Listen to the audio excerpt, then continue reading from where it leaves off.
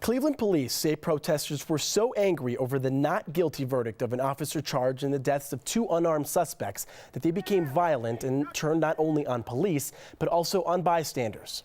Had incidents of protesters actually pepper spraying patrons that were seated at restaurants in their patio areas or walking down the street. The city's police chief says 71 people were arrested Saturday night after a day of mostly peaceful protests turned aggressive. Cleveland's mayor says while police will continue to help demonstrators exercise their First Amendment rights, they will not tolerate violence. Now, you're not looking at Sturgis, South Dakota. This is Washington, D.C. The Rolling Thunder Ride to Freedom brought hundreds of thousands of motorcyclists to the nation's capital today. The annual ride honors military veterans and soldiers missing in action. Supporters lined the streets to cheer cyclists on as they wove their way around the National Mall. Now, while the ride only took about 20 minutes, roads were closed around the district for nearly 4 hours because there were so many bikers. The mathematician who inspired the 2001 film A Beautiful Mind has died. John Nash and his wife Alicia were killed in a taxi crash on the New Jersey Turnpike on Saturday. The couple was headed home from Newark Airport after returning from Norway, where John had just accepted an award. The cab driver and a passenger in another car were hospitalized. State troopers are investigating the crash. Nash, who struggled with schizophrenia, won the Nobel Prize in Economics in 1994. Hundreds of people gathered for a memorial ceremony today outside the Jewish Museum in Brussels, where 4 people were killed a year ago. The Prime Minister lit a candle and told the crowd that the Belgian government is working hard to guarantee the safety of the Jewish community.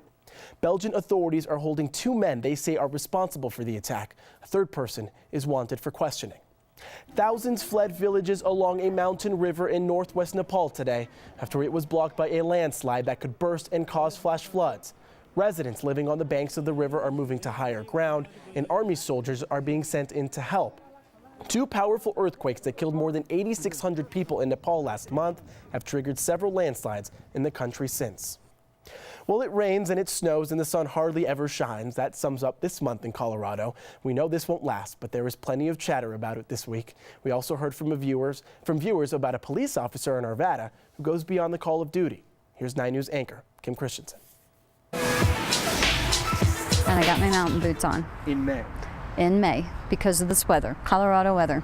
It's crazy. It drizzles, it pours, it stops for a bit, and then it rains again. A gloomy May, and we are all talking about the weather. If the sun would just come out and say hi for a little while, I'd be happier. Despite their best efforts to move mounds of snow and hope. If you want to share feedback on a story you see here on 9 News, email us at kusa@9news.com or message us on Facebook or pick up the phone. Give us a call. Now, if you've ever fallen in love, then this story is for you. It'll make you understand why you did. Scientists from the University of Birmingham in England have discovered that being in love is similar to being drunk. Oxytocin, aka the love hormone, gets pumped into our bodies when we fall in love. It's what makes us feel happy. It helps us trust others and form a bond with them.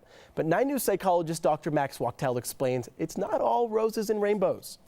What researchers from the University of Birmingham found out is that there's also a dark side to being in love. You can be drunk in love almost.